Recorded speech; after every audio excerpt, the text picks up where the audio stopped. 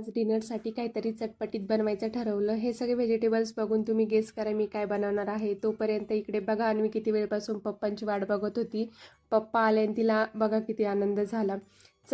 चला आता सुरू करूया आजची रेसिपी. मी पावभाजीसाठी बटाटा, फ्लॉवर, गाजर, मटार, शिमला मिरची अशी सगळी व्हेजिटेबल स्वच्छ धुवून चिरून घेतली. त्यामध्ये थोडी हळद आणि मीठ घालून त्या छान शिजवून घेतल्या. दुसऱ्या पॅनमध्ये तेल गरम करून कांदा परतला. त्यात आलं लसूण पेस्ट, मग पावभाजी मसाला, किचन किंग मसाला आणि लाल तिखट घालून मसाला छान परतून घेतला. शिजलेल्या भाज्या व्यवस्थित स्मॅश करून त्या मसाल्यात घातलं.